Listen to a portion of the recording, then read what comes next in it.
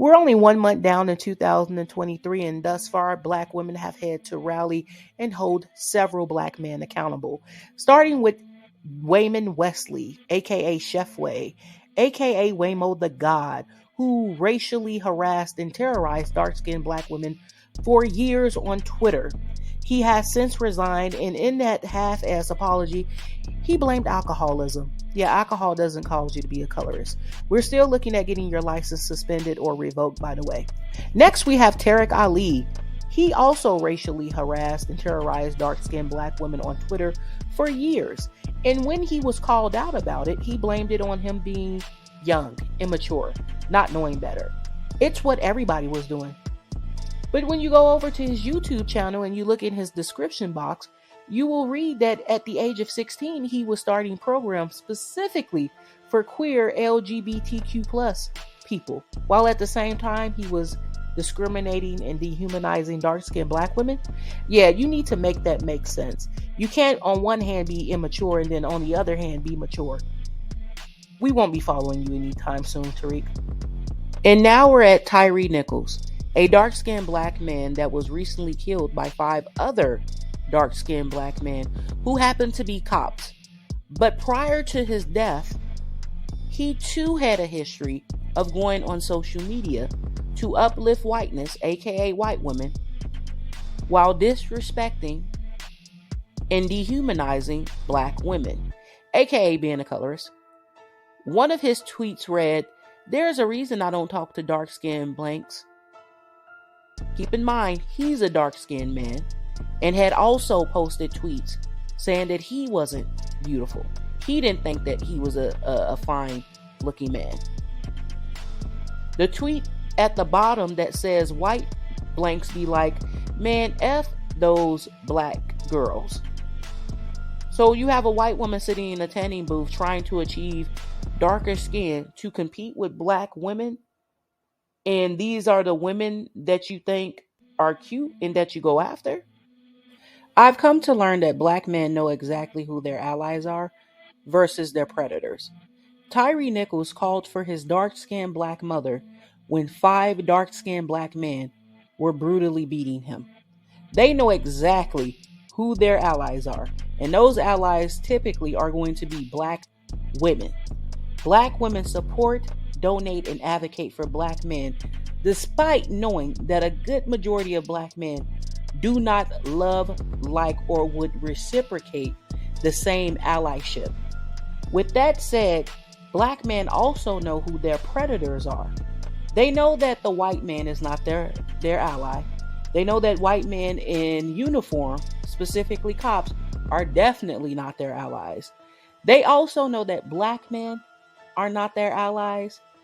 Example, I'm living life till these blanks kill me. He knew that Black men were not his allies. He also predicted that more than likely he would be killed by other Black men. But they also know that white women are also not their allies. So just called in a drug bust.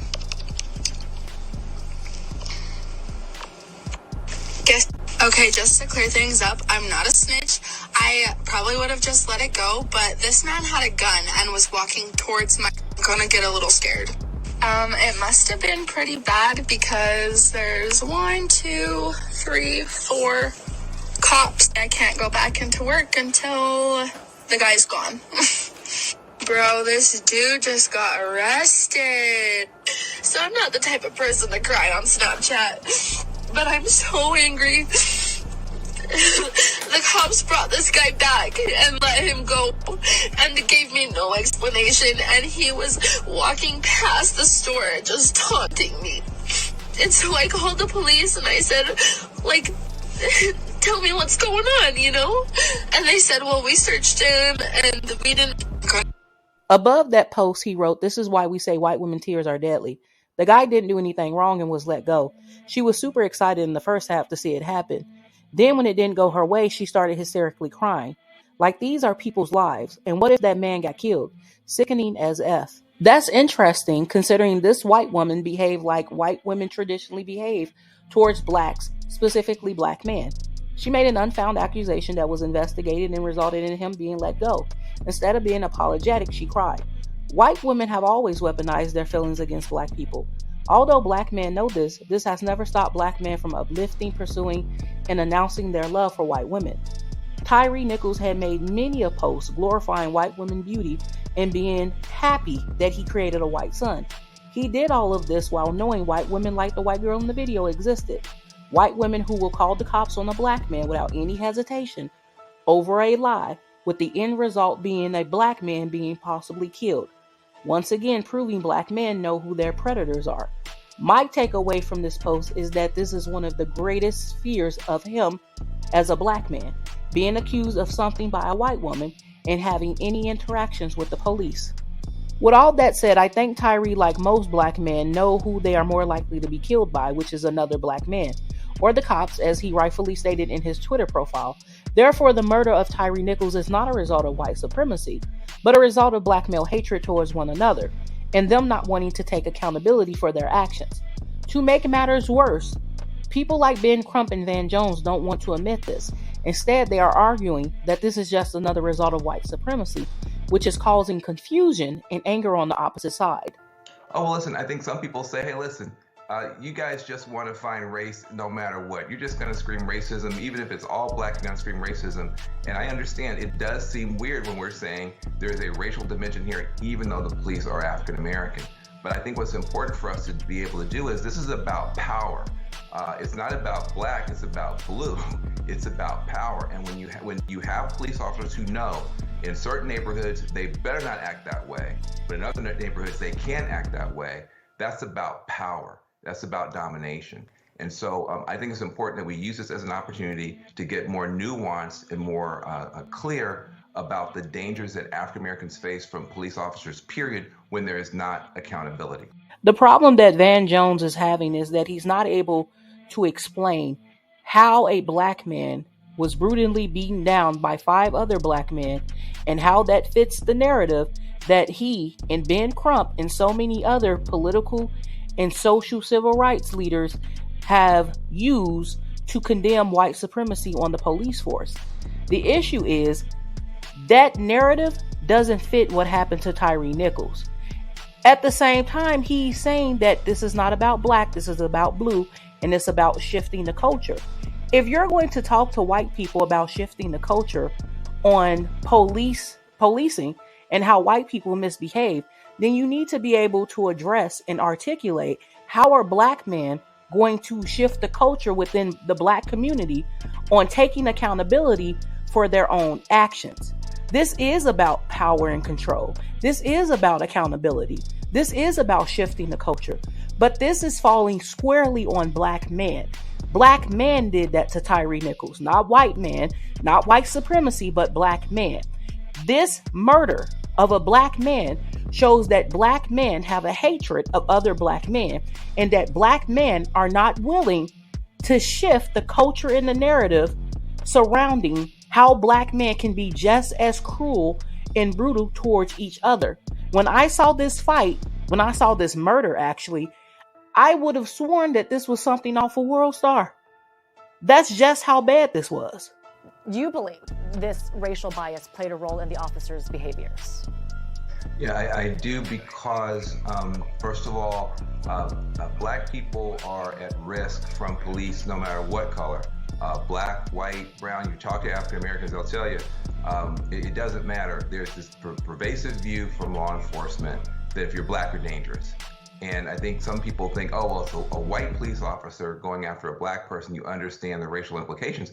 The problem is there are whole neighborhoods that in many cities are just considered by police departments kind of war zones, and anything goes there. And so I think we have to have a more nuanced view of what's going on to root out racism. It's not just about having black cops or white cops or brown cops. It's about having cops that are trained to respect everyone and who are disciplined and punished when they don't. And when you don't have that in place, black people are at risk no matter the color of the police officer. If black people are at risk no matter the color of the officer, then how can this be a racial bias? Specifically, Tyre was brutally beaten by 5 black male officers who share the same skin tone and race as he did. What's missing is the lack of humanity and personal accountability that these officers displayed towards another black man. Furthermore, if black men will do this to another black man, then there is no need to focus on getting more black men in officer roles, because like he said, it's not about the color, it's about having cops that are trained to respect everyone. Black men via rap music and podcasts show that they have an inability to respect everyone, especially black women. But I want to go back to his statement on policing in war zone areas. Memphis, Tennessee has a crime rate of 81 per 1,000, making it one of the highest crime rates in America. This is why the Scorpio unit was created. There were tons of robberies, murders, and rapings in that area. Most people should be familiar with the Eliza Fletcher case, which is a story that I did on this channel. This woman was jogging one morning and was abducted and murdered by Cleota Apston. A year prior to being killed, Alicia Franklin had reported to the police that she was sexually assaulted by Cleota, but the police never investigated or run her rape kit. Memphis PD was called out for the handling of this case because most people, including myself, thought if this guy had been arrested and locked up, Eliza Fletcher would still be alive. With that said, Tyre Nichols was living in a war zone area like Van Jones described. This is why the Scorpio unit was policing in that area that night.